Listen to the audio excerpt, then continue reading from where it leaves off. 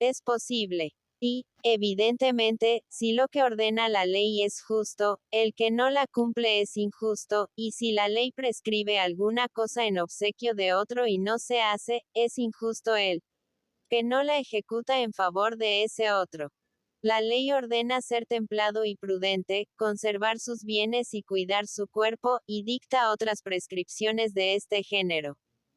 El que no hace todo esto es injusto para consigo mismo, puesto que ninguno de estos delitos puede nunca trascender y alcanzar un tercero. Pero todos estos razonamientos no tienen nada de verdaderos, puesto que nadie puede ser injusto consigo mismo. Es de toda imposibilidad que un mismo individuo, en el mismo momento, tenga a la vez más y menos, y que obre, a la vez, con plena voluntad y contra su voluntad. El injusto, en tanto que injusto, percibe más de lo que le corresponde. La víctima que sufre una injusticia, en tanto que la sufre, recibe menos de lo que debe recibir. Luego, si uno se hiciera una injusticia a sí mismo, se seguiría que un mismo individuo, en un mismo momento, podría tener más y menos. Pero esto es evidentemente imposible y, por consiguiente, no puede uno hacerse injusticia a sí mismo. En segundo lugar, como el que hace una injusticia la comete con voluntad e intención, y el que la sufre contra su voluntad. Si uno pudiera ser injusto para consigo mismo, resultaría que haría, a la vez, una cosa con plena voluntad y contra su voluntad.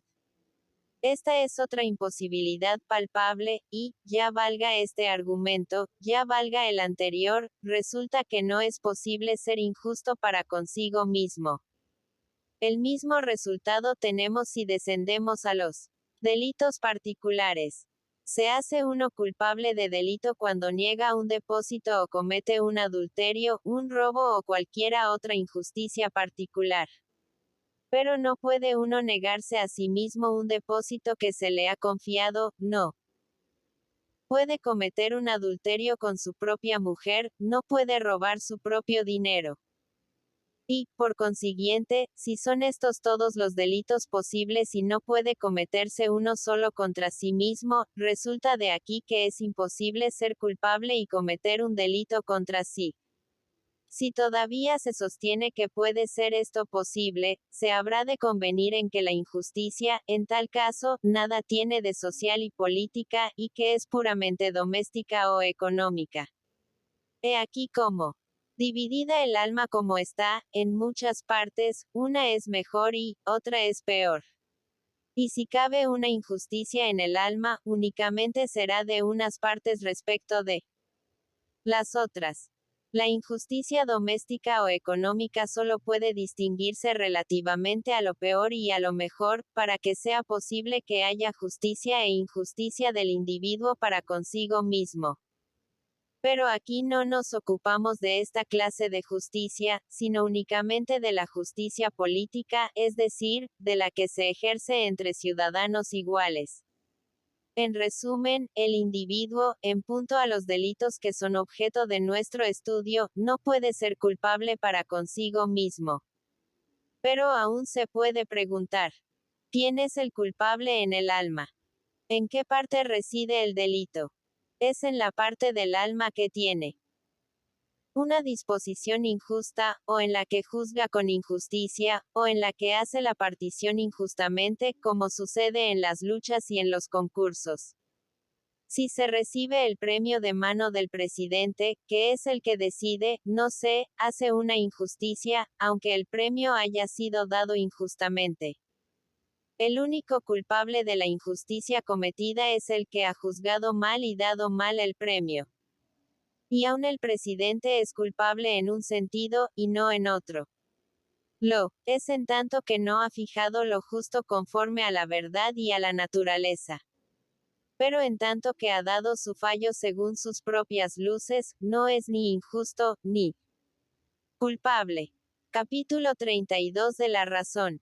Hablando de las virtudes, hemos explicado lo que son, en qué actos consisten y a qué se aplican.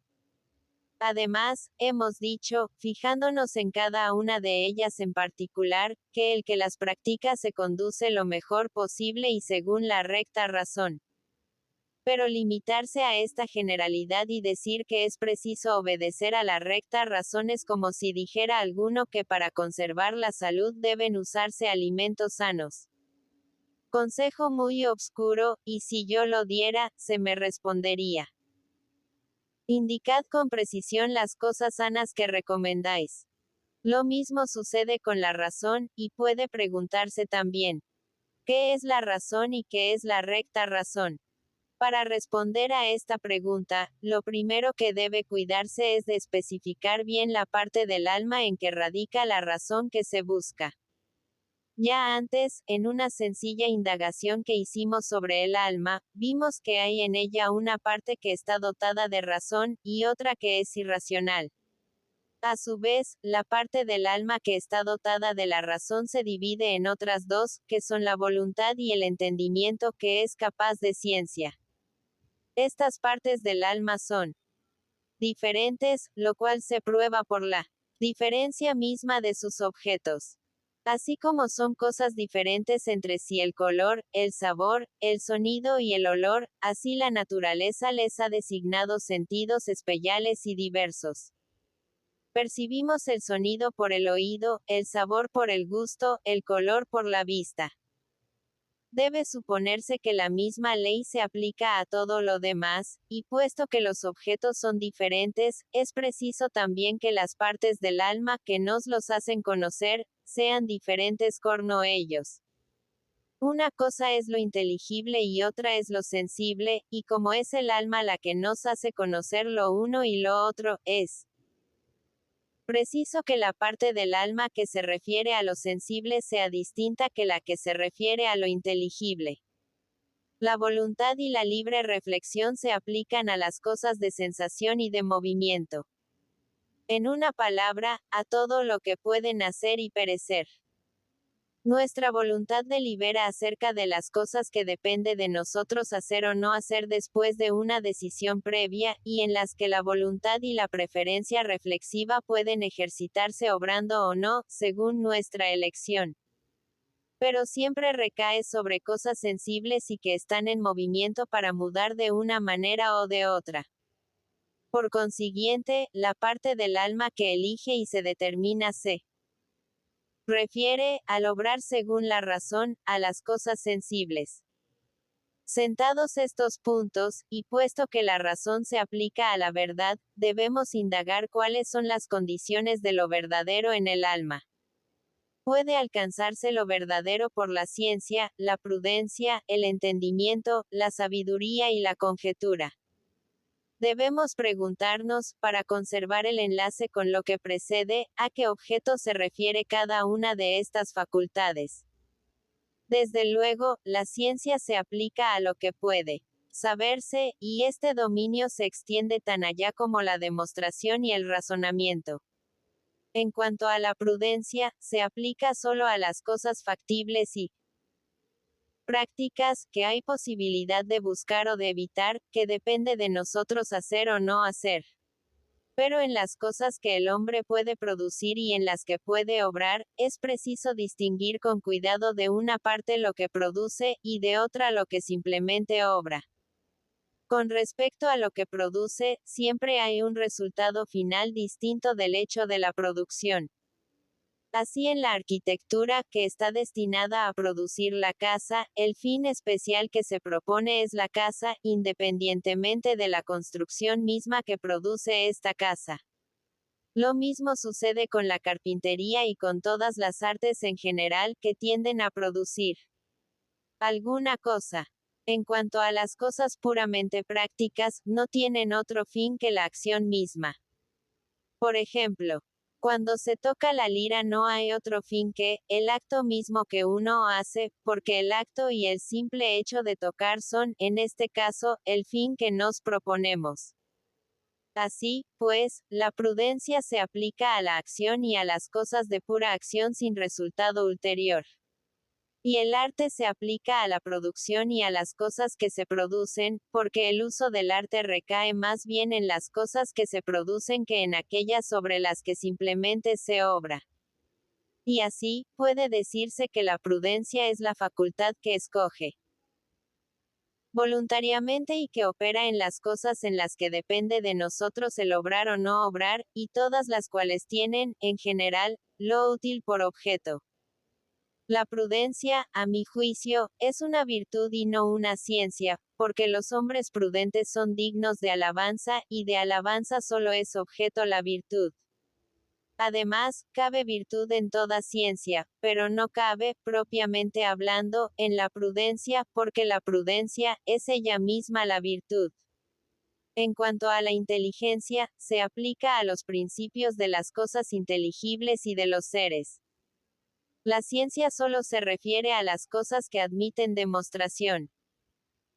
Y siendo los principios indemostrables, resulta que la ciencia no se aplica a los principios cuyo conocimiento solo a la inteligencia y al entendimiento corresponde.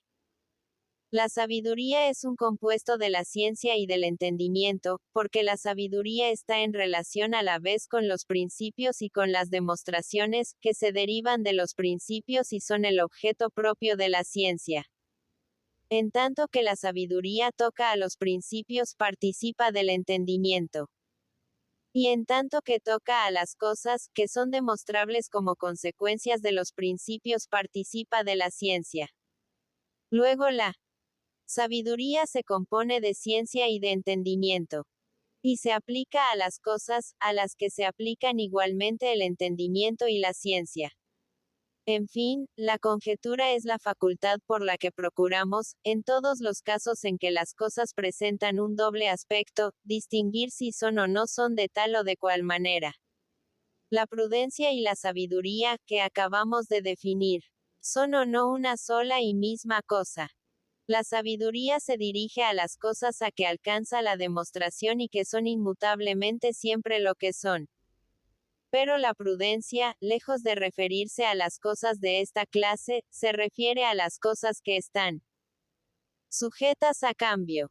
Me explicaré. Por ejemplo, la línea recta, la línea curva, la línea cóncava y todas las cosas de este género son siempre las mismas. Pero las cosas de interés no son tales que no puedan estar perpetuamente cambiando. Cambian, pues, y el interés de hoy no es el interés de mañana. Lo que es útil a este no lo es a aquel, y lo que es útil de tal manera no lo es de tal otra. Y la prudencia, no la sabiduría, es la que se aplica a las cosas de utilidad, a los intereses. Luego la prudencia y la sabiduría son muy diferentes. Pero la sabiduría es o no una virtud. Puede verse claramente que solo es virtud en cuanto participa de la naturaleza de la prudencia. La prudencia, como ya hemos dicho, es una virtud de una de ellas dos partes del alma que poseen la razón. Pero es evidente que está por debajo de la sabiduría, porque se aplica a objetos inferiores. La sabiduría solo se aplica a lo eterno y a lo divino, como acabamos de ver, mientras que la prudencia se ocupa solo de intereses humanos. Luego, si el término menos elevado es una virtud, con más razón lo será el término más alto. Lo cual prueba ciertamente que la sabiduría es una virtud. Por otra parte, ¿qué es la habilidad y a qué se aplica? La habilidad se ejercita también en las cosas a que se aplica la prudencia, es decir, en las cosas que el hombre puede y debe hacer. Se da el nombre de hábil al que es capaz de deliberar sensatamente y de ver y juzgar bien, pero cuyo juicio se aplica a cosas pequeñas y solo gusta de las mismas. Y así la habilidad y el hombre hábil solo son una parte de la prudencia y del hombre prudente, y no podrían existir sin ellos, porque es imposible separar la idea del hombre hábil de la del hombre prudente. La misma observación puede aplicarse también a la mafia. La mafia no es la prudencia. El hombre mañoso no es el hombre prudente. Sin embargo, el hombre prudente es mañoso. He aquí por qué la maña coopera en cierta manera a los actos de la prudencia. Pero se dice de un hombre malo que es mañoso, y así es la verdad. Como, por ejemplo, Mentor, que parecía mañoso, sin ser por eso prudente. Lo propio de la prudencia y del hombre prudente es el desear siempre las cosas más nobles, preferirlas siempre y practicarlas siempre. Por lo contrario, el objeto único de la maña y del hombre mañoso es descubrir los medios de realizar las cosas que hay que realizar y saber proporcionárselas. Tales son los objetos que ocupan al hombre mañoso, y a los cuales consagra todos sus cuidados. Por lo demás, se nos podría preguntar, no sin extrañeza, ¿por qué, siendo el objeto de esta obra la moral y la política, hemos venido a hablar también de la sabiduría? Nuestra primera respuesta es, que si la sabiduría es una virtud, como dijimos antes, no debe ser extraño a nuestro objeto su estudio. En segundo lugar, compite al filósofo estudiar sin excepción todos los objetos que están comprendidos en un mismo círculo. Y puesto que hablamos de las cosas del alma, es justo hablar de todas. Y como la sabiduría está en el alma, hablar de ella no es salirse del estudio del alma. La relación que hemos señalado entre la maña y la prudencia se aplica, al parecer, a todas las demás virtudes. Quiero decir, que en cada uno de nosotros hay virtudes innatas debidas a la naturaleza y que son como fuerzas instintivas, que sin la intervención de la razón arrastran a cada hombre a actos de valor, de justicia y a otros relativos a las demás virtudes.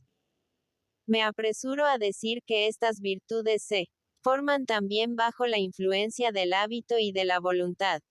Pero solo las virtudes adquiridas y a las que va unida la razón son por completo virtudes y las únicas dignas de estimación. Así, pues, la virtud puramente natural obra sin la razón, y precisamente porque está aislada de la razón es débil y no es digna de alabanza. Pero si se une a la razón y al libre albedrío, entonces forma la virtud completa y perfecta. El instinto natural, que nos arrastra a la virtud, necesita el apoyo de la razón y no puede existir sin ella.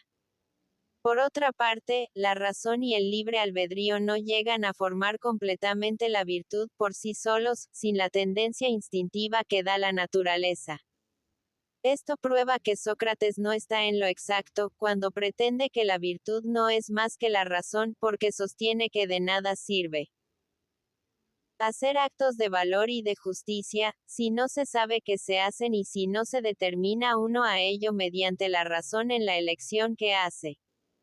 Sócrates se equivocaba cuando decía que la virtud es el fruto de la razón sola. Los filósofos de nuestros días comprenden mejor las cosas cuando dicen que la virtud consiste en hacer buenas acciones según la recta razón. Y, sin embargo, su teoría no es aún del todo exacta. En efecto, si alguno realizase actos de perfecta justicia sin la menor intención, sin el menor conocimiento de las cosas bellas que practica y dejándose llevar por una especie de arranque irracional, sus actos podrían muy bien ser excelentes y conformes a la recta razón. Quiero decir, que habría obrado ente según lo que ordena la recta razón. Y sin embargo, una acción de esta clase nunca merecería alabanza y estimación y así la definición que proponemos nos parece preferible.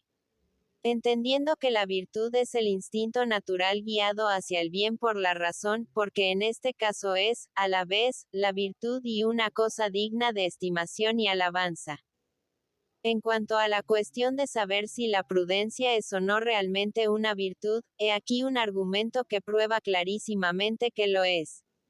Si la justicia, el valor y las demás virtudes son estimables, porque hacen cosas preciosas, es evidente que la prudencia es igualmente digna de estimación y que debe colocársela en este elevado rango de virtud, porque la prudencia se aplica a las acciones que el valor nos inspira instintivamente.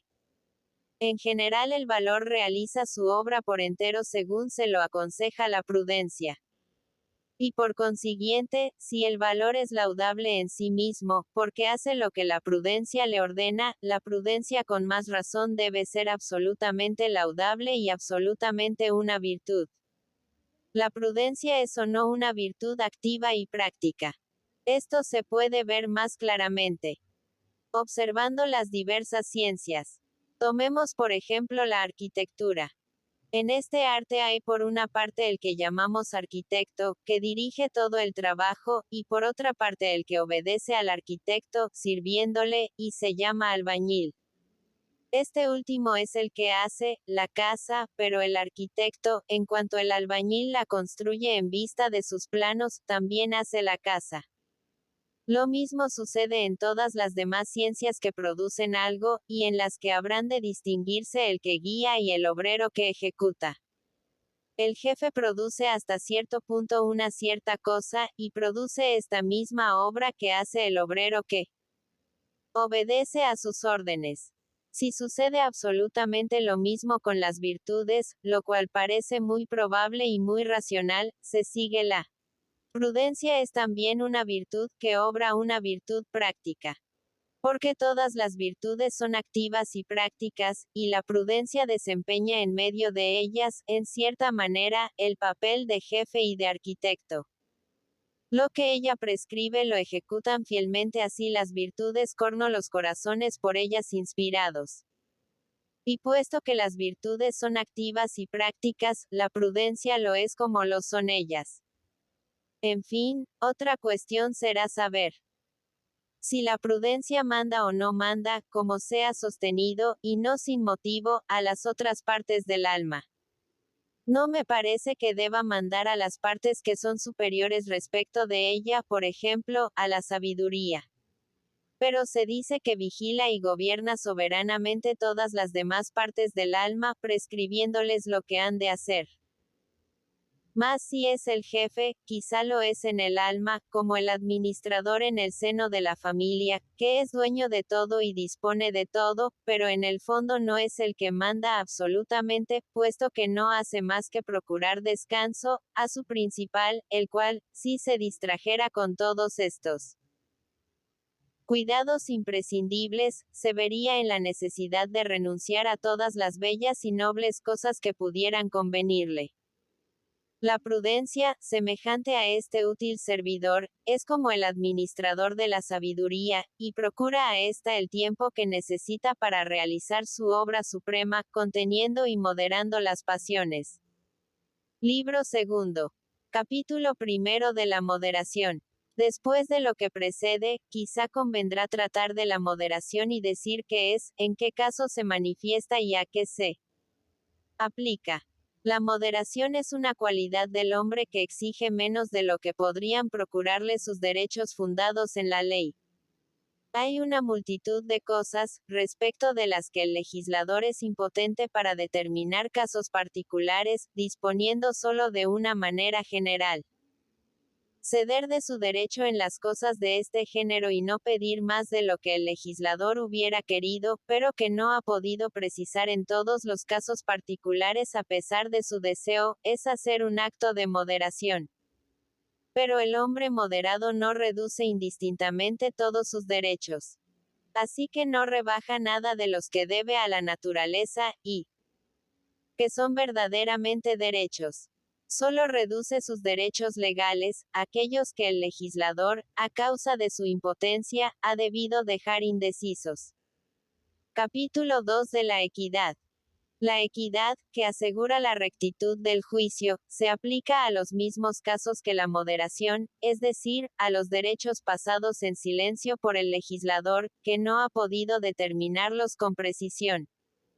El hombre equitativo juzga de los vacíos que deja la legislación, y, reconociendo estos vacíos, insiste en que el derecho que reclama es muy fundado.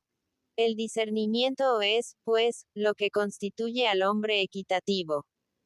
Y así, la equidad, que distingue exactamente las cosas, no puede existir sin la moderación. Porque al hombre equitativo y de buen sentido corresponde juzgar de los casos, y luego al hombre moderado obrar según el juicio formado de esta manera. Capítulo 3 del buen sentido. El buen sentido se aplica a las mismas cosas que la prudencia, es decir, a las cosas de acción, que podemos, según queramos, buscar o rechazar. El buen sentido es inseparable de la prudencia. La prudencia es la que obliga a practicar las cosas de que acabamos de hablar. Pero el buen sentido es esta cualidad, esta disposición o facultad que nos descubre el mejor y más ventajoso proceder en los actos que debemos ejecutar. Y así las cosas que se hacen espontáneamente, por perfectas que hayan salido, no pueden atribuirse al buen sentido. Cuando no ha habido intervención de la razón para discernir el mejor partido que debe tomarse, no puede llamarse hombre de buen sentido al que obra de esta manera. Cualquiera que sea el resultado que obtenga, solo será un hombre afortunado. Porque los resultados obtenidos sin que intervenga la razón, que juzga sanamente de las cosas, no son más que obra del azar y de la fortuna. Capítulo 4. Digresión sobre los deberes de cortesía y su relación con la justicia. Es un deber unido a la justicia el tratar a todo el mundo bajo un pie de igualdad en las relaciones sociales, ¿o no lo es? Concibo que se entablen relaciones con la persona que se encuentre, cualquiera que ella sea, y que en el acto se ponga uno a su nivel. Esto es solo propio del adulador y del complaciente. Pero dar a cada uno, en estas relaciones, todo lo que merece según su mérito, parece ser absolutamente una obligación en el hombre justo y que quiere conducirse como es debido. Capítulo V. Cuestiones diversas.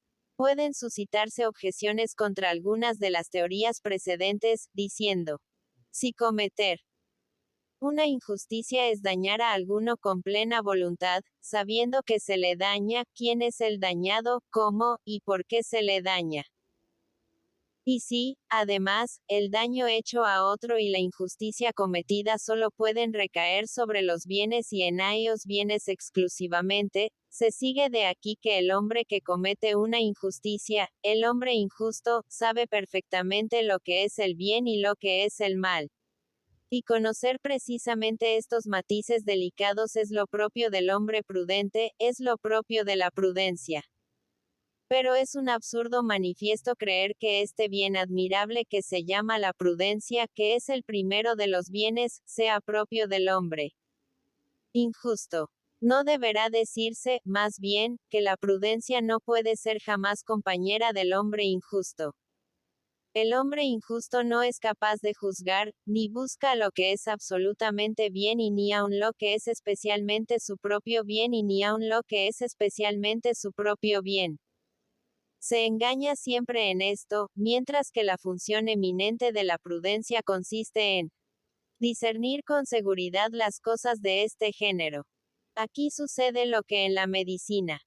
No hay nadie que no sepa lo que es sano absolutamente hablando y lo que mantiene la salud. Por ejemplo, todos saben la utilidad del eléboro, de los purgantes, de las amputaciones, de los cauterios, y nadie ignora que estos remedios son muy saludables y que dan la salud. Pero, sabiendo todo esto, no por eso poseemos la ciencia médica. Porque no sabemos cuál será el remedio conveniente en cada caso particular, como el médico que sabe el remedio que será bueno para tal enfermo, la disposición en que éste ha de estar para suministrárselo y que será el oportuno. Conocimientos que constituyen la verdadera ciencia de la medicina. Sabiendo, pues, de una manera absoluta y general lo que es bueno para la salud, no por eso poseemos la ciencia médica, ni tampoco la llevamos con nosotros mismos. En igual forma, el hombre injusto sabe de una manera general que la dominación, el poder, la riqueza, son bienes. Pero no sabe absolutamente si son bienes verdaderos para él, ni en qué momento le convienen, ni en qué disposición moral debe estar para que estos bienes les sean provechosos. Este discernimiento solo pertenece a la prudencia, y la prudencia no acompaña al hombre injusto. Los bienes que codicia y que adquiere mediante su crimen son, si se quiere, bienes absolutos. pero no son los bienes que le convienen.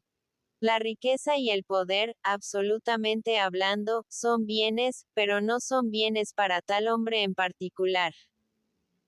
Puesto que la riqueza y el poder que ha adquirido solo le servirán para causar mucho mal a sí y a sus amigos y jamás sabrá emplear como conviene el poder que ha caído en sus manos.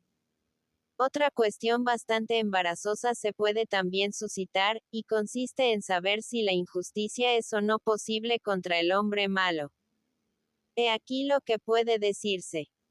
Si la injusticia es un daño que se causa a otro, y este daño consiste en la privación de los bienes que se le arrancan, no parece que pueda hacerse daño al hombre malo, puesto que los bienes que le parecen ser bienes para él, no lo son. Verdaderamente. El poder y la riqueza no pueden menos de dañar al hombre malo, que jamás sabrá hacer de ellos un uso conveniente. Luego, si esta posesión es un daño para él, no se comete una injusticia arrancándoselos. Este razonamiento parecerá, sin duda, a la mayor parte de los espíritus una pura paradoja, porque todo el mundo se cree muy capaz de usar del poder, de la dominación y de la riqueza. Pero esta suposición es puramente gratuita y falsa.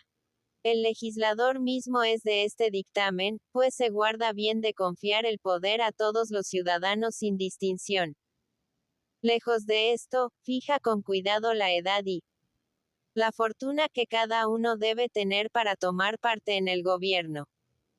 Esto nace de que el legislador no cree que todos indistintamente pueden mandar, y si alguno se rebela por no tener parte en la autoridad y porque no se le permite gobernar, se le puede decir: no tenéis en vuestra alma nada de lo que se necesita para mandar y gobernar a los demás.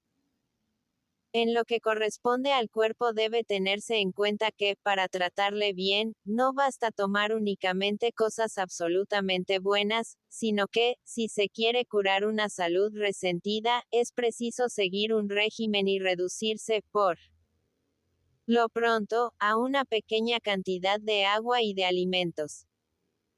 A un alma mala, para impedirle hacer el mal, ¿qué otro recurso queda que negarle todo, autoridad, riqueza, poder y todos los bienes de este género, con tanta más razón cuanto que el alma es 100 veces más móvil y más mudable que el cuerpo? Porque así como el que tiene el cuerpo enfermo debe someterse para curarse al régimen que indiqué antes, así el alma enferma se hará quizá capaz de conducirse bien, si se desprende de todo lo que la pervierte. Otro problema que se puede también presentar es el siguiente. En los casos en que no se pueden ejecutar, a la vez, actos justos y valerosos, ¿cuáles son los que deben preferirse? Con respecto a las virtudes naturales, ya hemos dicho que basta el instinto que arrastra al hombre hacia el bien, sin que sea necesaria la intervención de la razón. Pero cuando la elección voluntaria y libre es posible, ella depende siempre de la razón, de esta parte del alma que posee la razón. Por consiguiente, se podrá escoger y decidirse libremente en el acto mismo en que se sienta uno arrastrado por el instinto, y entonces tendrá lugar la virtud perfecta que, como hemos dicho, va siempre acompañada de la reflexión y de la prudencia. Si la virtud perfecta no es posible sin el instinto natural del bien, tampoco puede suceder que una virtud sea contraria a otra virtud. La virtud se somete naturalmente a la razón y obra como ésta se lo ordena, de tal manera que la virtud se inclina de suyo al lado a donde la razón la conduce, porque la razón es la que escoge siempre el mejor partido. Las demás virtudes no son posibles sin la prudencia, así como la prudencia no es completa sin las demás virtudes. Pero todas las virtudes en su acción se prestan un mutuo apoyo, y son todas compañeras y sirvientas de la prudencia. Una cuestión no menos delicada que las precedentes es la de averiguar si con las virtudes sucede lo que con los demás bienes exteriores y corporales. Cuando estos bienes son demasiado abundantes, corrompen a los hombres por su exceso, y, así, la riqueza excesiva hace a los hombres desdeñosos y duros, y los demás bienes de este orden, poder, honores, belleza y fuerza no corrompen menos que la riqueza. Sucederá lo mismo con la virtud. Si la justicia o el valor se encontraran con exceso en el corazón de un hombre, este hombre no sería peor. No, no lo sería. Pero puede añadirse que la gloria procede de la virtud y que, llevada aquella hasta el exceso, hace a los hombres malos y corrompidos. Luego, la virtud, llegando a aumentarse y agrandar, pervertirá a los hombres. Y puesto que estamos de acuerdo en que la virtud es causa de la gloria, es preciso convenir, por consiguiente, en que la virtud, aumentándose, corromperá a los hombres tanto como a sí misma. Pero todo esto no es contrario a la verdad. Si la virtud produce otros efectos admirables, como realmente sucede, el más positivo consiste, sin contradicción, en que asegura el uso juicioso de todos estos bienes mediante su influencia sobre los que los poseen. El hombre de bien que no sepa emplear, como es conveniente, los honores y el poder que le hayan cabido en suerte, cesará por esto mismo de ser hombre de bien. Por consiguiente, ni los honores, ni el poder, podrán corromper al hombre virtuoso, como no pueden corromper la virtud misma. En resumen, puesto que hemos demostrado al principio de este estudio que las virtudes son medios, se sigue de aquí que cuanto más grande es la virtud, más medio será.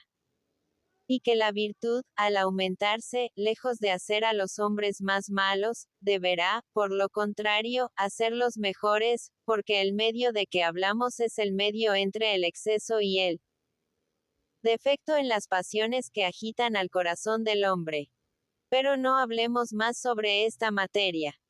Capítulo B. Nuevas teorías sobre la templanza.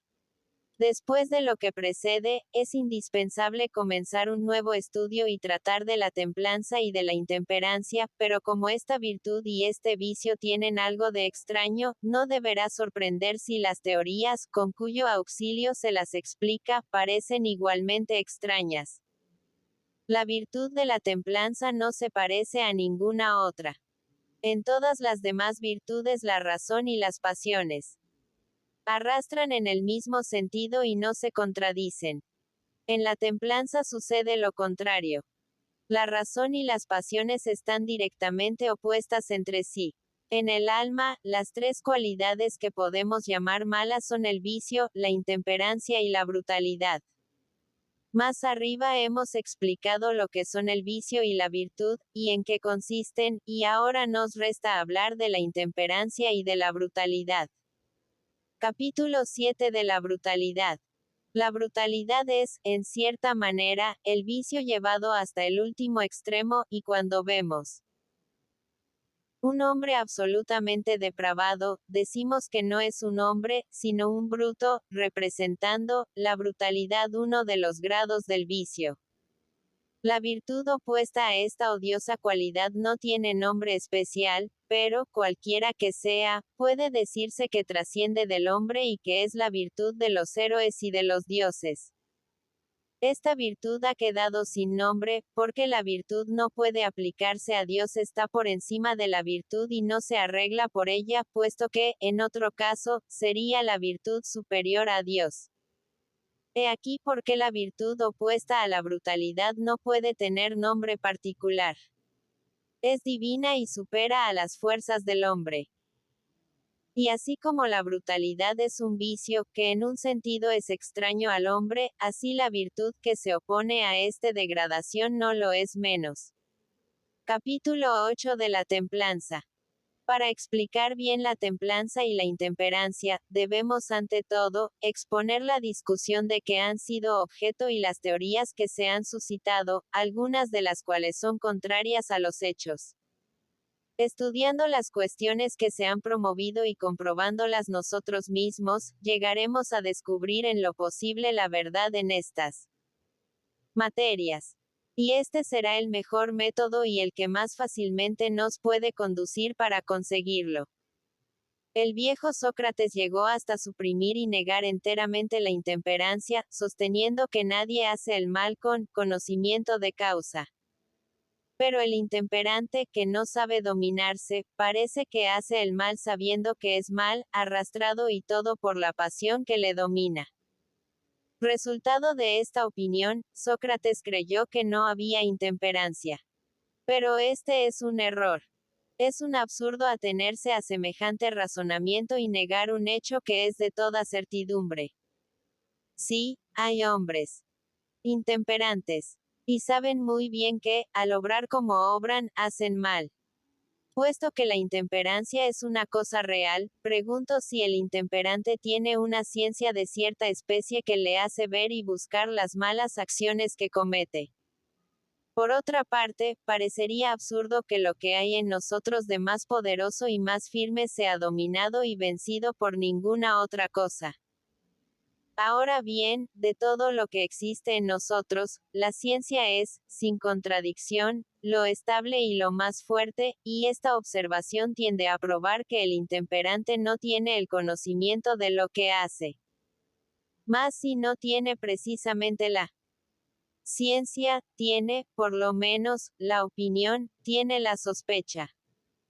Pero si el intemperante solo tiene una sospecha de lo que hace, entonces esa de ser reprensible.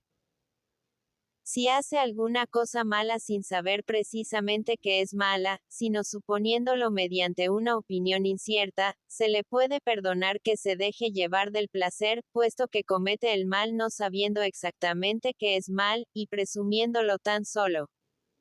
No se reprende a aquellos a quienes se excusa, y, por consiguiente, puesto que el intemperante solo tiene una vaga sospecha de lo que hace, no es reprensible. Sin embargo, es realmente digno de censura. Todos estos razonamientos solo sirven para entorpecernos. Unos, negando que el intemperante tiene la ciencia de lo que hace, nos llevan a una conclusión absurda. Y otros, sosteniendo que ni aun una vaga opinión tienen, nos han conducido a una obscuridad no menos extraña. Pero he aquí otras cuestiones que también se pueden promover. El hombre que sabe ser prudente podrá también ser templado, y entonces se pregunta: ¿hay algo que pueda causar al prudente deseos violentos? Si es templado y si se domina, como se supone, será preciso que experimente pasiones violentas, porque no se puede llamar templado a un hombre que solo domina las pasiones moderadas. Luego, si no tiene pasiones vivas, ya no es moderado, porque no hay moderación desde el momento en que no hay deseos ni emociones. Pero esta misma explicación presenta dificultades nuevas, porque este razonamiento tiende a concluir que algunas veces el intemperante es digno de alabanza y el templado digno de reprensión. Puede suceder, se dirá, que alguno se engañe en su razonamiento, y que, razonando, encuentre que el bien es el mal, arrastrándole, por otra parte, la pasión hacia el bien. La razón no le permitirá hacer lo que él tiene por mal, pero, dejándose guiar por la pasión, lo hará. Porque, obrar conforme a la pasión, es lo propio del intemperante, como ya hemos dicho. Por consiguiente, hará el bien, porque su pasión le mueve a ello. Pero su razón le impedirá obrar, puesto que suponemos que se aleja del bien que desconoce, a causa del razonamiento hecho.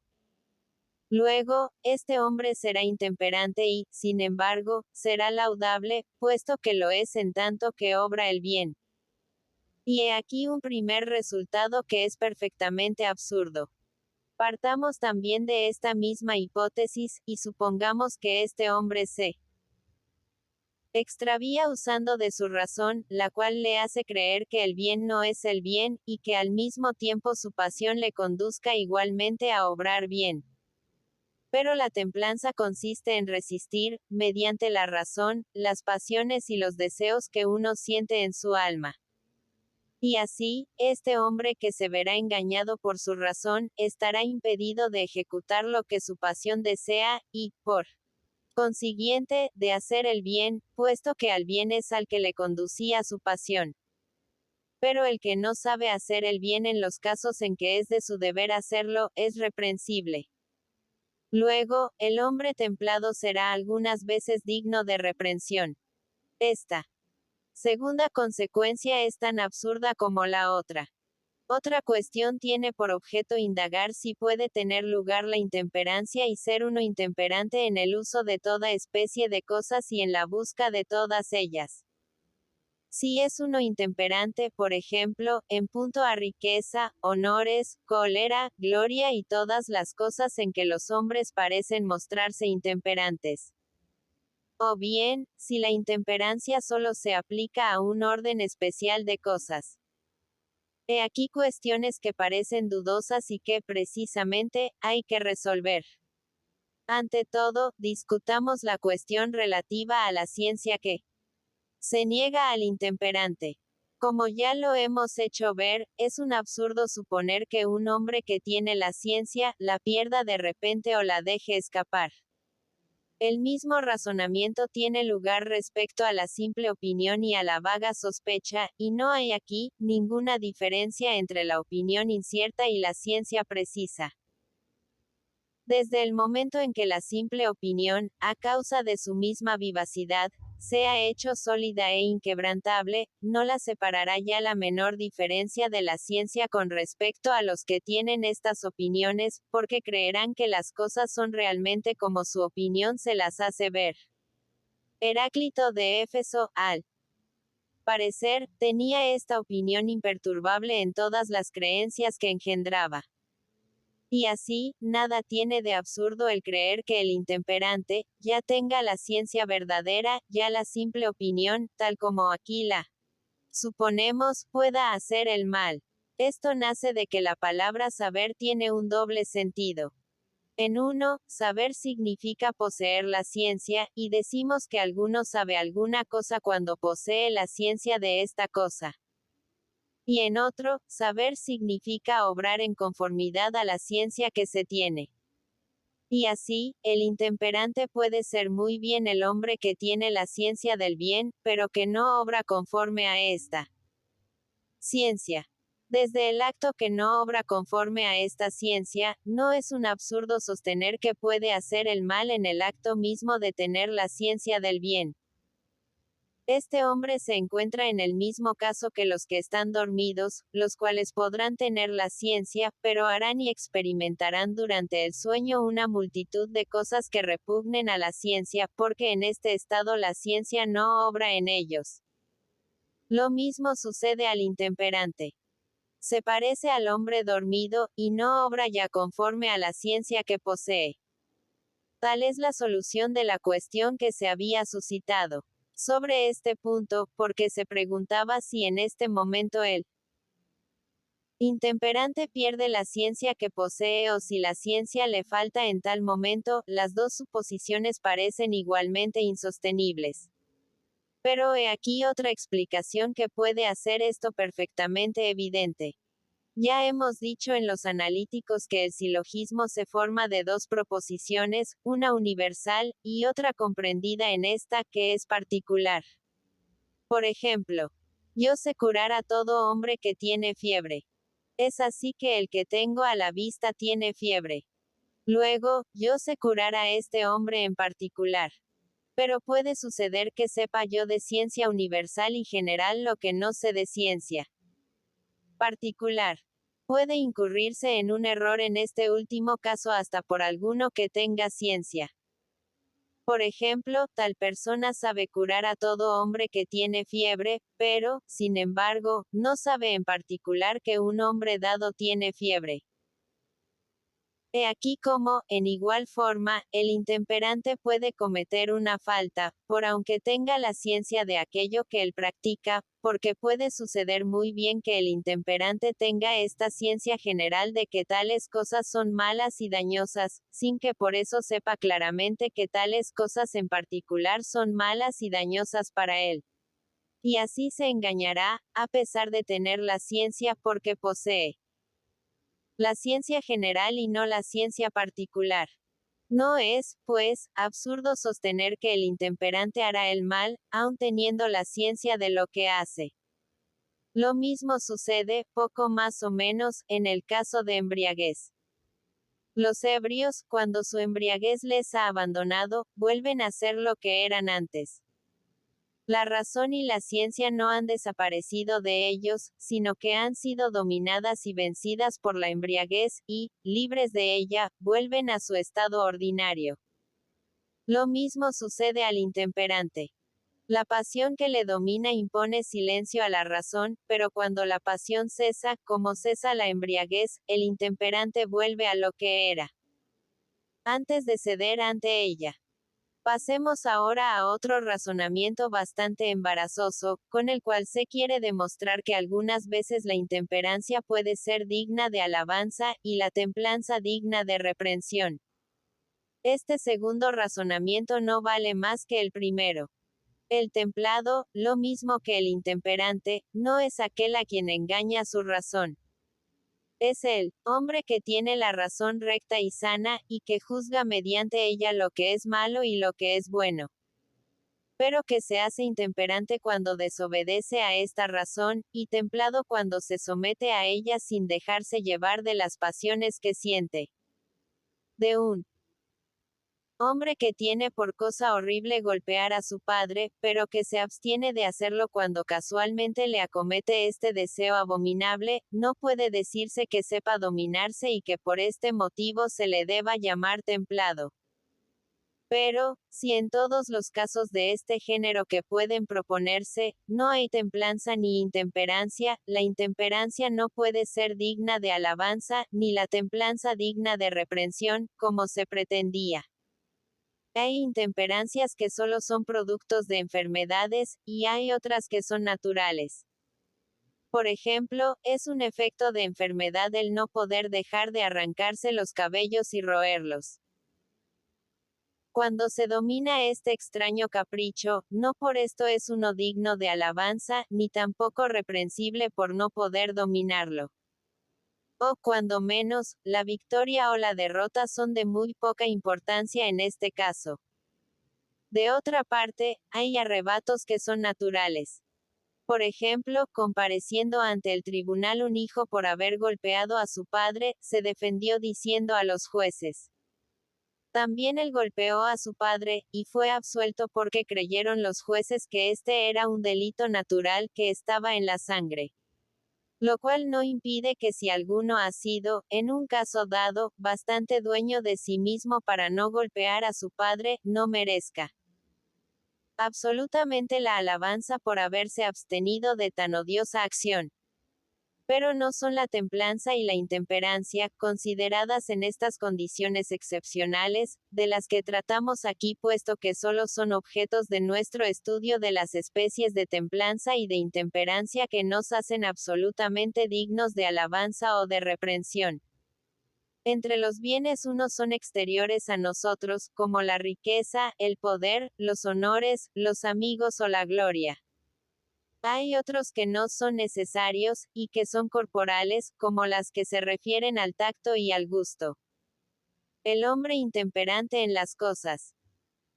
De esta última clase es, al parecer, el que debe llamarse, absolutamente hablando, intemperante. Las faltas que comete se refieren únicamente al cuerpo, y a esta clase de exceso es al que limitamos la intemperancia que nos proponemos estudiar. Se preguntaba un poco más arriba a qué se aplica especialmente la intemperancia. Respondo que, hablando con propiedad, no puede llamarse intemperante al que lo es en punto a honores, porque se alaba generalmente al que tiene esta clase de intemperancia, y se le llama ambicioso. Cuando hablamos de un hombre que es intemperante, en esta clase de cosas, añadimos ordinariamente al epíteto de intemperante el nombre de la cosa misma. Ya si decimos que es intemperante en punto a honores, en punto a gloria, en punto a cólera. Pero cuando queremos designar al intemperante de una manera absoluta, no tenemos necesidad de añadir la indicación de las cosas en que lo es, porque se ve cuáles son las cosas en que es intemperante, sin que haya de añadirse la designación especial. El intemperante, absolutamente hablando, lo es con relación a los placeres y a los sufrimientos del cuerpo. He aquí otra prueba de que esto es a lo que realmente se aplica la intemperancia. Puesto que se concede que el intemperante es reprensible, los objetos de su intemperancia deben ser también el poder, las riquezas y todas las cosas análogas, respecto de las que cabe el nombre de intemperancia, no son reprensibles por sí mismas. Por lo contrario, los placeres del cuerpo lo son, y al que se entrega con exceso a ellos se llama con razón y justo motivo intemperante. Pero como de todas las intemperancias, fuera de la de los placeres del cuerpo, es la de la cólera la más reprensible, puede preguntarse si esta es más reprensible que la de los placeres. La intemperancia de la cólera es absolutamente semejante al apuro que muestran los esclavos por servir con un excesivo celo a su señor. Apenas éste les dice, dame. Cuando llevados de su celo, entregan antes de haber oído lo que deben entregar. Y muchas veces se engañan en la cosa que llevan a su señor, y, en lugar del libro que éste pedía, le llevan un estilo para escribir. El intemperante, en punto a cólera, está en el mismo caso que estos esclavos. Apenas oye la primera frase que cree ofensiva, cuando su corazón se llena de un deseo desenfrenado de venganza, y ya no puede escuchar ni una sola palabra para poder saber si obra bien o mal al irritarse o, por lo menos, si se irrita más de lo que debiera. Esta tendencia a la cólera, que puede llamarse intemperancia de cólera, no me parece muy reprensible. Pero la intemperancia que abusa del placer lo es, a mi parecer, mucho más. Este segundo arrebato difiere del otro en que la razón interviene en él para impedir que se obre, y el intemperante que se deja dominar por el placer obra contra la razón que le habla. Y así, esta intemperancia merece más reprensión que la intemperancia de la cólera, porque está en un verdadero sufrimiento, en tanto que no puede uno encolerizarse sin sufrir. Mientras que, por lo contrario, la intemperancia que procede del deseo o de la pasión siempre va acompañada de placer. Esto es lo que la hace más reprensible, porque la intemperancia que acompaña al placer parece una especie de insolencia y de desafío a la razón. La templanza y la paciencia son una sola y misma virtud.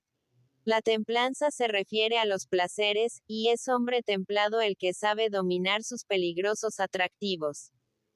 La paciencia, por lo contrario, solo se refiere al dolor, y el que soporta y sufre los males con resignación es paciente y firme. En igual forma, la intemperancia y la molicie no son la misma cosa. Hay molicie y es flojo un hombre cuando no sabe soportar las fatigas, no todas indistintamente, sino las que otro hombre en las mismas circunstancias se creería en la necesidad de soportar. El intemperante es el que no puede soportar los alicientes del placer y se deja ablandar y arrastrar por ellos. Puede distinguirse aún el intemperante del que se llama incontinente. El incontinente es intemperante. Y el intemperante debe confundirse con el incontinente. El incontinente es el que cree que lo que hace es excelente y le es muy útil, y que no tiene en sí mismo una razón que sea capaz de oponerse a los placeres que le seducen y le ciegan. El intemperante, por lo contrario, siente en sí la razón que se opone a sus extravíos en aquellas cosas a que le arrastra su funesta pasión. De estos dos, ¿cuál es el que más fácilmente puede curar, el intemperante o el incontinente? Lo que parecería probar que el intemperante es menos fácil de corregir y que el incontinente es más curable, es que éste, si tuviese en sí la razón que le hiciera conocer que obraba mal, no lo haría, mientras que el intemperante posee la razón que se lo advierte y, sin embargo, obra. Por consiguiente, parece absolutamente incorregible. Desde otro punto de vista, ¿cuál es el más malo de los dos, el que nada bueno tiene absolutamente en sí, o el que une buenas cualidades a los vicios que señalamos? No es evidente que es el incontinente, puesto que la facultad más preciosa que tiene en sí se encuentra profundamente viciada. El intemperante posee un bien admirable, que es la razón sana y recta, mientras que el incontinente no la tiene. La razón, por lo demás, puede decirse que es el principio de los vicios del uno y del otro. En el intemperante, el principio, que es la cosa verdaderamente capital, es todo lo que debe ser y está en excelente estado. Pero en el